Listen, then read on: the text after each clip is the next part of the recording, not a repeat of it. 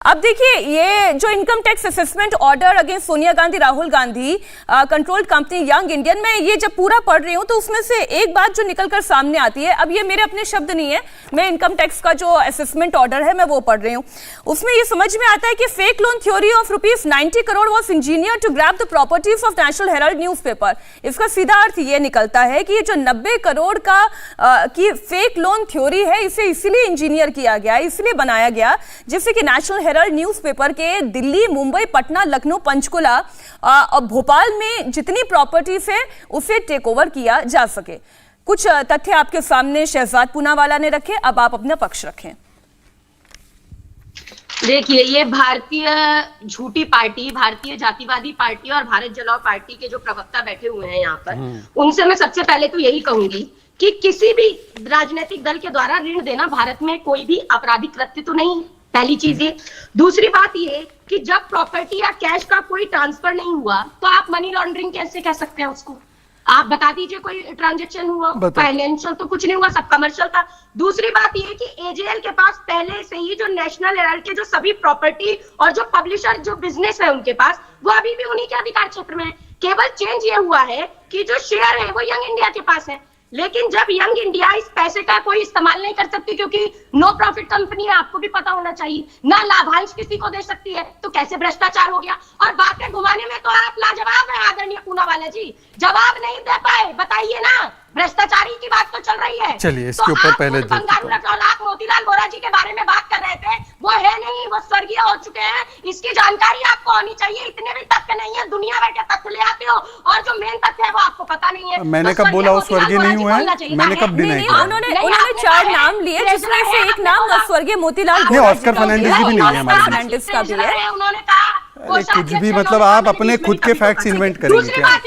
साधना जी बीच में मत बोलिए, आप पर मेरे ऊपर झूठी बात मत लगाइए। साधना जी, कहना चाह रही हूँ कि आपने पूछा, आप नहीं, मैं आरोप प्रत्यारोप लगा नहीं बैठी हूँ, हाँ। और आपने यहाँ पर पूछा मुझसे कि हम कभी दिखते नहीं, बिल्कुल दिखे सड़कों पर। मैंने खुद जहाँ मध्य प्रदेश में मैं बैठी हुई हूँ इस समय, लगातार हमने महंगाई के खिलाफ, पेट्रोल डीजल की बढ़ती कीमतों के खिलाफ हमने आंदोलन किया। क्यों किया? क्योंकि भाजपा कहती थी 35 रुपए में डीजल पेट्रोल मिलेगा।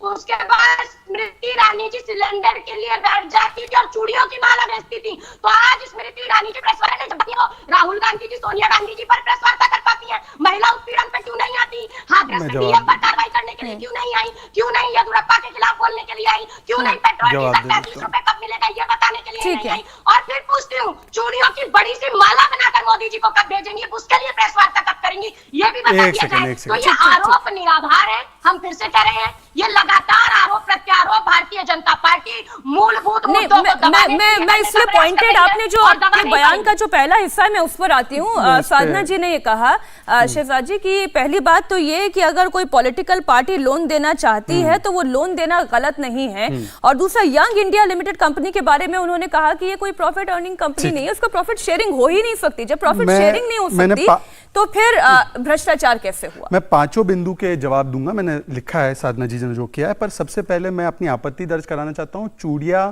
पहनना ना कमजोरी की निशानी है, ना उसको इस प्रकार से हमें इस्तेमाल करना चाहिए, और खासकर एक महिला पैनलिस्ट। अब मैं साधना जी, मैंने आपके बीच में नहीं बोला।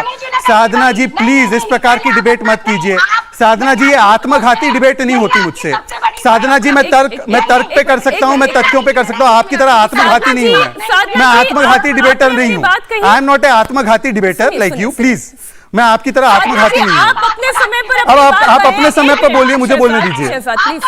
साधना, आप अपने समय पर बात रखें। शहजाद अपने समय पर बात रखेंगे, बजाय इसके कि आप एक दूसरे के साथ ओवरलैप करते रहे। अदरवाइज अरे भाई, मुझे तो बोलने दीजिए। ऑडियो डाउन करें, शहजाद अपनी बात देखिए, एक एक करके मैं 5 पॉइंट जो इन्होंने उठाए उसके जवाब देना चाहता हूं। पहली बात बिल्कुल सही है कि कांग्रेस पार्टी एक राजनीतिक दल के रूप में कुछ कॉजेस के लिए दे सकती है। 29A आरपीए पर कहता है कि किसी कमर्शियल इंस्टीट्यूशन को नहीं दिया जा सकता। मैं आपको बताता हूं कैसे। एजेएल का लोन ट्रांसफर किया यंग इंडियंस को, और यंग इंडियंस को प्रॉपर्टी भी ट्रांसफर हुई, और वो प्रॉपर्टी प्रॉपर्टी को उन्होंने रियल एस्टेट में लगाना शुरू कर दिया। जैसे कि एक पासपोर्ट केंद्र सेवा का ऑफिस खुला है हेरल्ड हाउस में बहादुर शाह जफर मार्ग पे, तो वो जब एक कमर्शियल एंटिटी को कांग्रेस पार्टी का लोन डायरेक्टली चला गया तो और फिर उसको 2012 में माफ कर दिया, तो ये कांग्रेस पार्टी नहीं कर सकती, ये वायलेशन है आरपीआई एक्ट का। दूसरी बात उन्होंने कहा कि यंग इंडियंस जो है वो एक चैरिटेबल संस्था है, 25 की कंपनी है। सेक्शन 25 की कंपनी बिल्कुल है, बिल्कुल सही है, पर सेक्शन 25 की कंपनी डायरेक्टर्स को पैसा दे सकती है, सैलरीज दे सकती है, और वही पैसा जो इन्होंने